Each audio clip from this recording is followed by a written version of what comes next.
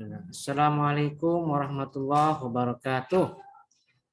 Bismillahirrahmanirrahim. Alhamdulillahirabbil alamin. Wa bihi nasta'in ala umuri dunya waddin. Shalatu wassalamu ala asyrafil anbiya'i wal mursalin sayyidina wa maulana Muhammadin wa ala alihi wa sahbihi ajmain. Rabbi shrah li sadri wa yassir li amri wahlul 'uqdatam min lisani yafqahu qawli, amma ba'du. Baik, perkuliahan kita hari ini kita buka bersama-sama dengan membaca lafaz basmalah. Bismillahirrahmanirrahim. Baik, hari ini kita akan kembali masuk di kelas HKI C dan D ya. Pada pertemuan mata kuliah Fikih Munakahat 2. Dan sampai saat ini kita sudah masuk di pertemuan untuk hari ini ya, di pertemuan keempat. Ya, hari ini hari Jumat tanggal 4 Maret 2022. 4 Maret 2022 sudah masuk pertemuan keempat. Oke, baik. Berdasarkan RPS, materi kita pada hari ini itu tentang nafkah keluarga dan problematikanya.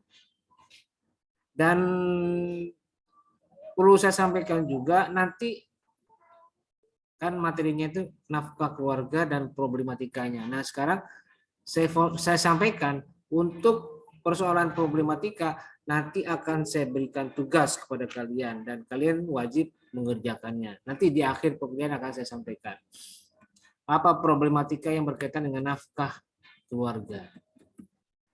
Ya. Oke, baik. Kita masuk ke materi keempat, materi ketiga dalam pertemuan keempat, yaitu tentang nafkah keluarga dan problematikanya. Oke, saya share modul saya. Oke, sebentar. Modul ini dia ya. Materi ketiga, nafkah keluarga dan problematikanya. Bahan kajiannya ada 4 ya. Ya, ini. 1, pengertian dan macam-macam nafkah. Kedua, nafkah dan kekerabatan atau kerabat. Dan yang ketiga, syarat-syarat wajib nafkah. Dan yang keempat, nafkah istri. Itu yang akan kita bahas bersama-sama pada hari ini, pada pertemuan keempat. Oke, baik, kita langsung ke pengertiannya saja. Pengertian nafkah. Apa itu nafkah? Nafkah, ini saya ambil dari kitab Wabah Zuhaili. Ya, saya ambil dari kitab Wabah Zuhaili halaman 765. Ya. Yang disebutkan bahwa nafaqatu itu minal infak. Nafaqah itu kalimat nafaqah itu kan masdar ya. Nah, masdar dari masdar juga, tapi masdarnya masdar ini mazid ini, sulasi mazid bukan sulasi mujarrad. Dari al-infaq. Al-infaq. Apa maksudnya? Wa huwa al-ikhraj, yaitu mengeluarkan. Dan perlu juga diketahui bahwa mengeluarkan dalam konteks infak ini hanya digunakan wala yusta'malu illa fil khairi. Hanya dikeluarkan untuk kebaikan saja. Jadi bukan untuk kejahatan, bukan untuk kejelekan, bukan untuk kemaksiatan dan lain sebagainya, tetapi dimanfaatkan, dikeluarkan untuk kepentingan kebaikan. Itu nafkah. Nah, secara bahasa nafkah itu adalah mayunfikuhul insanu ala iyalihi. Sesuatu yang diinfakkan atau dikeluarkan oleh seorang kepada keluarganya, Mak. Jadi arahnya adalah seseorang ini memberikan sesuatu kepada keluarganya. bukan pada orang lain. Nah, kalau ke orang lain itu bagaimana? Itu bukan infak namanya. Jadi infak itu murni upaya dia mengeluarkan hartanya untuk kepentingan keluarganya atau orang yang berada dalam tanggung jawabnya. Wahiyya fil asli ad-darahim minal amwal. Nah, pada dasarnya atau pada asalnya, pada aslinya, pada wujud asalnya, nafkah itu adalah harta sebenarnya. Jadi bukan mengeluarkan kebaikan atau bukan mengeluarkan sesuatu yang abstrak, tetapi berupa harta benda atau sesuatu yang bersifat material. Misalnya uang, misalnya beras, misalnya makanan, dan lain sebagainya. Semuanya harta. Dan harta itu ya sesuatu yang wujud kan. Tidak mungkin tidak ada. Ada pastinya. Karena itu pengertian nafkah dimaknai sebagai wasyar'an secara syariat.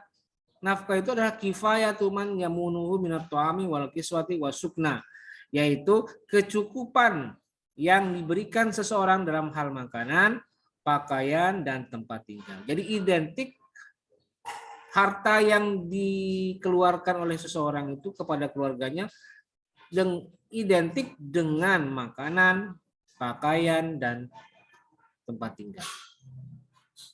Jadi itu ya pengertian nafkah baik secara bahasa maupun secara istilah. Wal ikhraju atau kifayatu man yamunu minat ta'ami wal kiswati wasukna. Nah, itu pengertiannya. Nah, sekarang macam-macamnya. Apa saja macam-macam nafkah? Nah, nafkah itu ada dua. Pertama, nafaqatun tajibu lil insani ala nafsi idza qadara 'alaiha. Yaitu nafkah yang wajib bagi dirinya sendiri. Itu ada dua. Pertama yang bagi dirinya sendiri. Walaihi, dan ini wajib ayyuqaddimaha ala nafaqati ghairihi. Wajib didahulukan dibanding nafkah kepada orang lain. Jadi Islam memberikan penjelasan, penegasan bahwa orang kalau mau menafkahi, orang kalau sudah dianggap mampu menafkahi, maka ukuran pertama kali adalah mampu nggak dia membiayai dirinya sendiri. Bisa nggak? Kalau sudah mampu, sudah dianggap bisa, baru dialihkan kepada orang lain. Berdasarkan sabda Nabi, ibda binafsika summa biman ta'ulu. Mulai dari di sini, mulailah dari dirimu sendiri. Ini kamu dulu, dirimu sendiri dulu urus. Baru summa biman ta'ulu, baru berikutnya orang yang ada dalam tanggunganmu. Ai biman tajibu alaika nafaqatuhu. Atau orang yang wajib kamu nafkahi. Jadi itu yang pertama ya, nafkah itu ada dua. Satu, nafkah diri sendiri. Nah, yang kedua adalah wa nafaqatun tajibu alal insani li ghairihi. Nafkah yang wajib atas diri untuk orang lain. Maksudnya ya bukan dirinya sendiri, tapi ada orang lain yang berada dalam tanggungannya. Wa asbabu wujubiha, dan sebab wajibnya nafkah ini salah satu ada tiga. Yang kedua ini ada tiga kewajibannya, sebab kewajibannya atau alasan kenapa diwajibkan. Pertama, az-zaujiyatu, sebab perkawinan, wal qarabatu, karena ada hubungan kekerabatan, dan wal milku, dan hak kepemilikan. Jadi karena perkawinan, karena kekerabatan, karena hubungan keluarga, hubungan genealogis, dan karena hak kepemilikan. Nah, itu nafkah yang kedua, nafkah atas diri orang lain. Nah, itulah macam-macam nafkah. Nah, sekarang juga dijelaskan di dalam kitab Al-Fiqhul Islami wa Adillatuhu yang ada di halaman 766 disebutkan bahwa hak-hak wajib yang berkaitan dengan istri yang tadi itu ya, yang az-zaujiyah, itu ada 7. Pertama, At-ta'amu makanan. Di nafkah kepada istri itu berupa nafkah makanan. Wal idamu dan lauk pauk. Wal kiswatu dan alat pakaian. Wa alatut tanzifi dan alat pembersih, alat buat bebersih.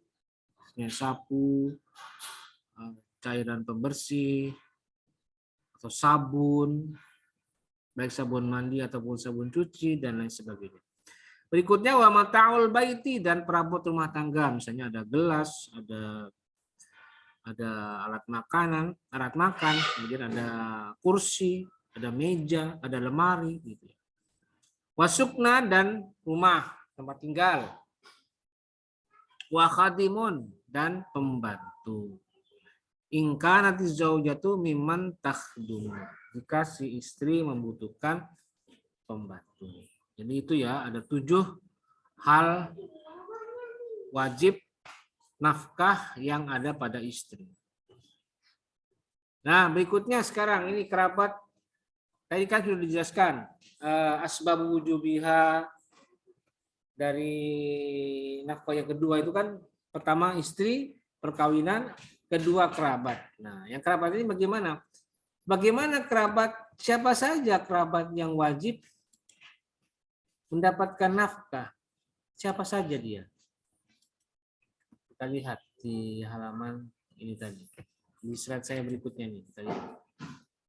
Ini di halaman berapa ini? Di halaman 766 sampai 768 disebutkan di situ. Pertama, oke. Itu bukan yang pertama, ini penjelasannya.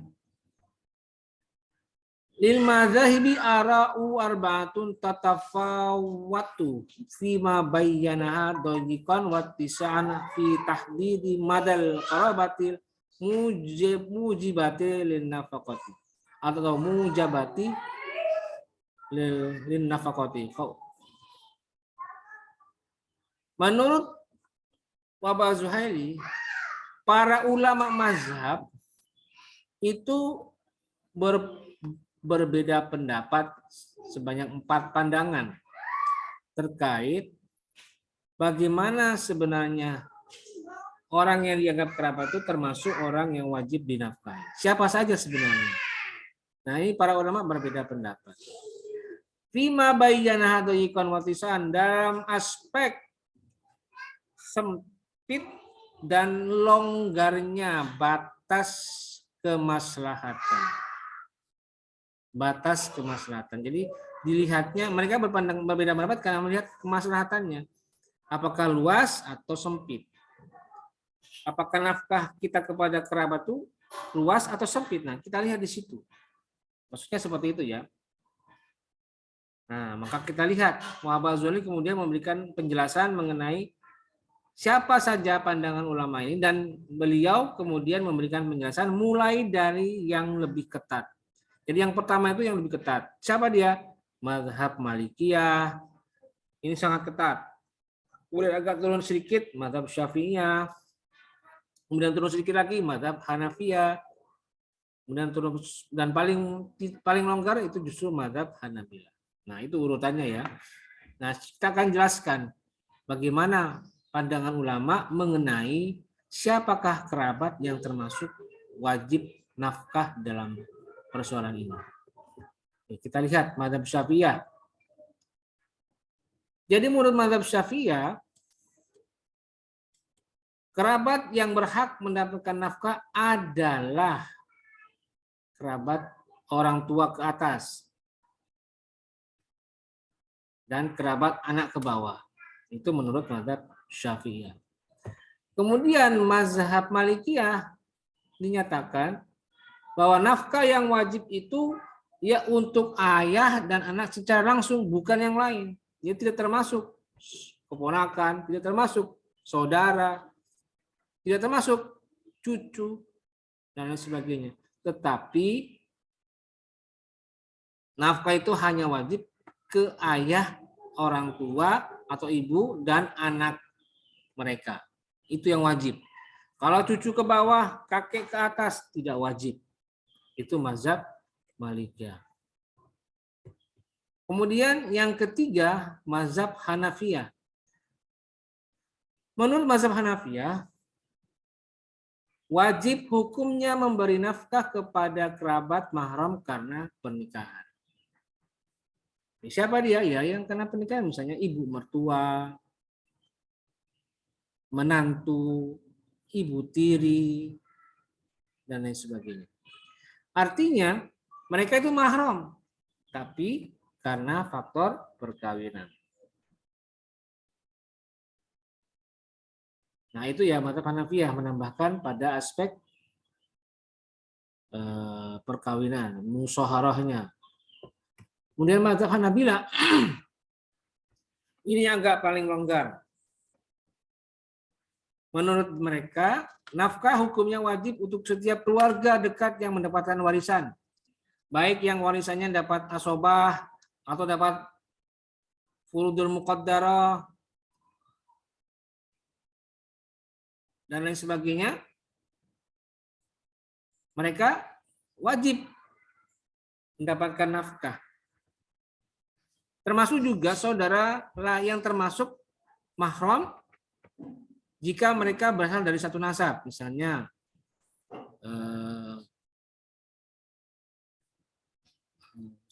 cucu atau keponakan, misalnya itu juga berhak mendapatkan nafkah. Atau jika misalnya saudara yang tidak satu jalur nasab, seperti bibi atau tante, wajib nggak dia mendapatkan nafkah? Menurut mazhab Hanabilah tidak wajib. Kenapa? Kekerabatannya lemah. Tapi mereka dapat ahli waris, mereka dapat warisan jika tidak ada ahli waris. Nah, itu kan tidak mendapat, tapi asobah bil ghair. Apa istilahnya, saya lupa ingat. Begitu ya. Itu mazhab Hanabilah yang berpandangan bahwa mereka yang jadi ahli waris itu dapat hak nafkah juga. Nah, kesimpulannya dari pendapat ulama tadi disimpulkan ya oleh Wahbah Zuhaili ini ya, disebutkan yadhharu min hadhil madhahibi annal fuqaha ajma'u ala wujubi nafaqati lil aba'i wal ummahati wal auladi waz zaujati fi halatil ajzi wal ihsari wa kana al munfiqu musiran fa in kana al abu musiran wal ummu musiratan tu'maru bil infaq wa takunu nafaqatu dainan alal abi. Jadi dapat disimpulkan bahwa ulama sepakat wajib nafkah kepada bapak, ibu, anak, istri, meskipun dirinya memiliki kekurangan secara ekonomi. Wajib, karena mereka ada kerabat langsung. Mereka yang memiliki kedekatan langsung, bapak, ibu, anak, istri itu wajib. Meskipun dia atau si suaminya ini sedang mengalami kesulitan ekonomi, tapi mereka wajib dinafkahi. Nah, kalau misalnya untuk ayah atau ibu, ada prinsipnya juga di sini disebutkan. Kalau misalnya ibunya lagi gampang ekonominya, sedangkan bapaknya lagi susah, misalnya bapak sudah bekerja, tiba-tiba di PHK oleh perusahaannya, terus ibunya jualan makanan-makanan ringan, ternyata jualan ibunya itu menghasilkan, sedangkan bapaknya belum dapat pekerjaan. Nah, maka tulang punggung atau kewajiban nafkah itu ada di tangan ibu. Tetapi diingat, watakul nafaqatu dainan alal abi. Nafkah yang sudah terlanjur diberikan oleh istri itu akan menjadi hutang bagi si bapak atau si suami. Ini kesimpulannya seperti itu ya. Mereka sepakat, ulama sepakat bahwa kewajiban nafkah itu terjadi kepada orang tua dan anak istri. Nah, sekarang berikutnya syarat-syarat wajib nafkah. Apa sih keadaan yang menyebabkan nafkah itu menjadi wajib? Apa syarat-syaratnya? Nah, kita lihat di Wahbah Zuhaili halaman 769 sampai 770. Disebutkan di sini. Ada beberapa syarat wajib nafkah. Pertama, kerabat dekatnya miskin, tidak punya harta, dan tidak punya kekuatan untuk bekerja. Karena misalnya masih kecil, sudah tua, sudah lanjut usia, atau sudah mengalami keterbelakangan mental, idiot, atau sakit menaun, maka atau kecuali kedua orang tua yang tetap wajib nafkah meskipun keduanya sehat dan mampu bekerja. Jadi syarat diwajibkannya nafkah itu apabila ada kerabat yang miskin. Nah, karena kemiskinan kerabatnya maka nafkah itu menjadi wajib, gitu ya intinya ya. Jadi itu ya, karena faktor kemiskinan atau kelemahan. Yang kedua, orang yang berkewajiban memberi nafkah itu berkecukupan dan mempunyai lebih harta. Jadi yang memberi nafkah ya punya penghasilan lebih, punya kemampuan ekonomi yang lebih. Maka dia wajib menafkahi kepada orang yang kerabatnya yang memiliki ketidakmampuan secara ekonomi. Tapi anak tetap wajib meskipun dirinya sendiri mengalami kesulitan. Anaknya itu wajib dinafkahi meskipun dia sedang susah. Dan juga istrinya tetap wajib dinafkahi meskipun dia juga susah, sulit. Jadi kalau yang punya kelebihan ini kalau misalnya dia punya kerabat lain, nah, dan dia mampu, nah dia wajib menafkahi. Tapi kalau untuk anak istri, meskipun dia susah tetap wajib, gitu ya, wajib dinafkahi, wajib menafkahi. Yang ketiga syaratnya adalah orang yang memberi nafkah masih terhitung kerabat mahram dari orang yang diberi nafkah dan berhak mendapatkan warisan. Nah, jadi orang yang memberi nafkah itu masih ada hubungan darah, masih ada hubungan mahram. Tapi kalau misalnya dia menafkahi orang yang di luar mahramnya gimana Pak? Itu bukan nafkah, berarti sedekah, zakat dan lain sebagainya. Dan yang ketiga aja ya, jadi cuma 3 ya. Itu syarat-syarat wajib nafkah. Lalu yang berikutnya adalah nafkah istri. Nah, ini dia nafkah istri. Kita lihat di kitab Waba Zuhaili halaman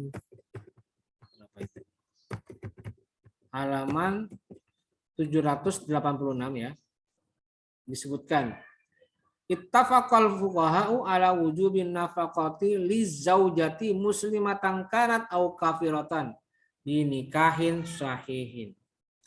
Jadi ulama sepakat bahwa apabila seorang laki-laki menikahi seorang perempuan dengan akad yang sah, maka dia wajib nafkah. Suaminya wajib menafkahi. Termasuk juga meskipun dia melihat istrinya tiba-tiba murtad, tetap wajib nafkah. Tetap diwajibkan untuk memberikan nafkah. Wa idza tabayyana fasaduz zawaji wa butlanuhu raja'a zawju 'alal mar'ati bima akhadathu minan nafaqati. Tapi kalau ternyata ketahuan nikahnya fasid atau pernikahannya batal, maka si suami bisa meminta nafkah yang sudah dia berikan kepada istrinya itu untuk dikembalikan. Bisa dikembalikan. Jadi misalnya ketahuan rusak atau misalnya nikahnya tidak sah kenapa? Ada hal-hal yang bisa membatalkan. Maka itu suami bisa meminta kembali nafkah yang sudah dia berikan kepada istrinya. Misalnya jatah nafkah 10 juta per bulan. Itu wajib dikembalikan itu. Istri wajib mengembalikan. Dan wasabata wujubuha bil Quran was sunnati wal ijma'i wal ma'qul. Dan kewajiban menafkahi istri itu sudah dijelaskan di dalam Al-Quran, was sunnati dan sunnah, hadis, wal ijma dan ijma ulama, dan wal ma'qul dan berdasarkan akal, rasio.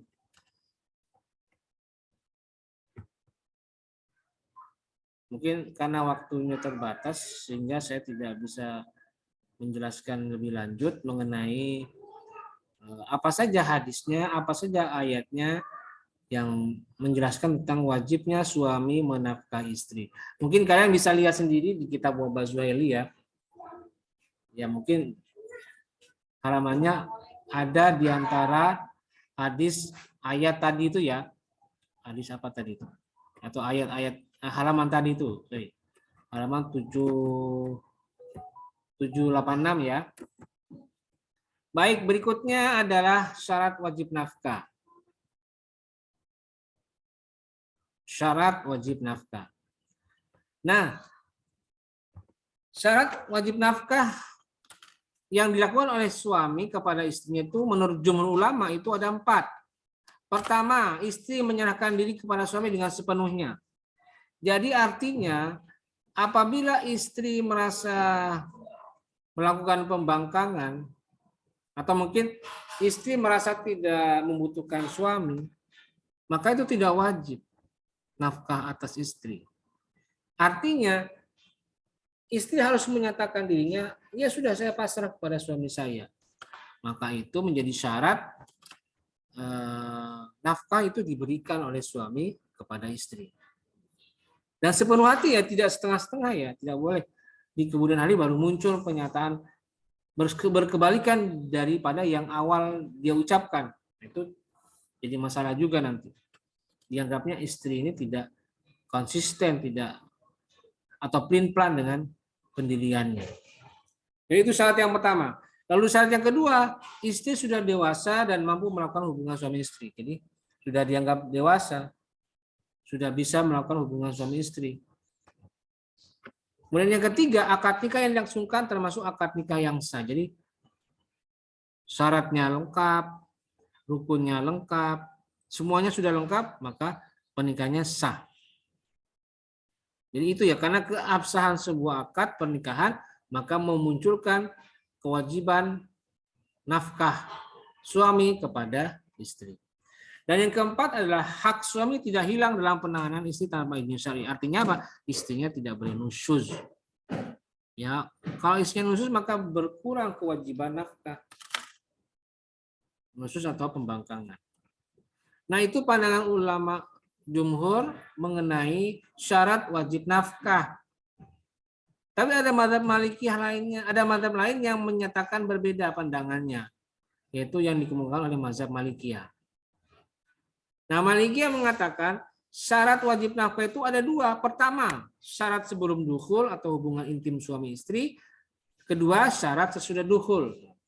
Dibedakan ini, sebelum dukhul dan sesudah dukhul. Yang pertama, sebelum dukhul bagaimana? Ini dia.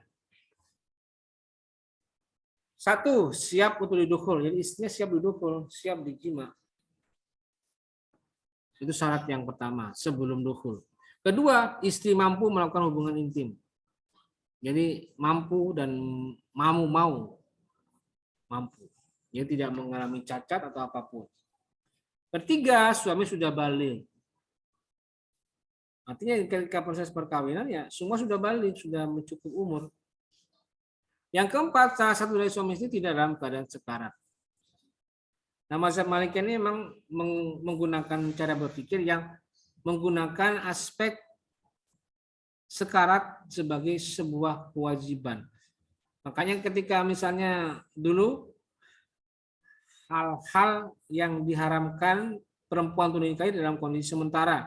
Nah, salah satunya adalah mazhab Malikiyah mengatakan perempuan yang sedang sekarat itu tidak boleh dinikahi. Perempuan yang sedang mengalami sakit koma itu tidak boleh dinikahi. Tapi kalau mazhab lain kan boleh, Syafi'iyah boleh, Hanafiyah boleh, Hanabilah boleh. Tapi Malikiyah menegaskan aspek sekarat atau aspek sedang dalam kondisi kritis itu tetap menjadi faktor penting dalam sebuah keabsahan pernikahan misalnya. Nah, termasuk juga untuk yang ini. Syarat wajib nafkah sebelum dukhul adalah suami atau istri tidak dalam keadaan sekarat atau koma atau mengalami penyakit yang berat. Nah, itu mazhab Malikiyah. Itu pertama syarat sebelum dukhul. Nah, yang kedua syarat sesudah dukhul bagaimana? Satu, keadaan ekonomi suami sedang baik, sedang bagus, sedang naik, sedang meningkat drastis, ya. Itu syarat yang sesudah dukhul yang pertama. Yang kedua adalah istri tidak menghilangkan hak suami atas dirinya tanpa izin syar'i atau sedang nusyuz. Nah, itulah pandangan mazhab Malikiyah mengenai syarat wajib nafkah. Nah, saya tidak perlu panjang-panjang karena inti dari materi kita kali ini adalah yang ini nih. Saya hanya memberikan gambaran umum saja mengenai apa itu nafkah dan bagaimana persyaratan-persyaratan yang berkaitan dengan nafkah. Tidak banyak memang. Tapi yang paling penting adalah kalian bisa menerjemahkan persoalan nafkah ini dalam konteks kasuistik, dalam konteks problematikanya. Karena itu nanti saya akan berikan kalian tugas yang perlu kalian kerjakan dengan ketentuan seperti biasa. 1 minggu waktunya, minggu depan nanti dikumpulkan, kemudian dikerjakan biasa, tidak pakai, ya artinya pakai mesin ketik atau laptop diketik, ya. Yang penting jawabannya yang saya utamakan, bukan cara mengerjakannya. Nah, tugasnya apa bentuknya? Ini dia. Jawablah pertanyaan berikut ini. Oke. Jawablah pertanyaan berikut ini. Apa pertanyaannya? Ini lihat. Bagaimana nafkah istri yang menjalani profesi sebagai wanita karir atau bekerja di luar rumah? Ya. Bagaimana nafkah istri atau nafkah kepada istri yang berprofesi sebagai wanita karir atau bekerja di luar rumah? Bagaimana hukumnya? Boleh, wajib atau tidak? Nah, kan begitu. Nah, untuk menjawab ini saya tidak berikan ketentuan, cukup silakan kalian jawab sesuai dengan kapasitas kalian, sesuai dengan kemampuan kalian. Dan yang penting adalah kalian harus merujuk kepada beberapa referensi. Nah, salah satu referensi yang saya anjurkan adalah yang ada di Wahab Az-Zuhaili, Al-Fiqhul Islami wa Adillatuhu. Ini dia. Ya, kitab Al-Fiqhul Islami wa Adillatuhu juz 7 halaman 792 sampai 793. Nanti kalian kutip yang ada di situ untuk menjawab bagaimana sebenarnya hukum menafkahi istri yang bekerja sebagai wanita karir atau bekerja di luar rumah. Nah, kalian kerjakan dan seperti biasa dikumpulkan minggu depan, yaitu tanggal 11 Maret 2022, batas akhirnya jam 9 pagi. Baik, saya kira cukup dan mohon maaf mungkin tidak bisa panjang lebar karena kesibukan saya. Terima kasih, mudah-mudahan bisa memberikan manfaat buat kita semua. Dan mari kita tutup dengan bersama-sama membaca lafaz hamdalah. Alhamdulillahirabbil alamin. Terima kasih. Wallahul muwaffiq ila aqwamit thoriq. Wassalamualaikum warahmatullahi wabarakatuh.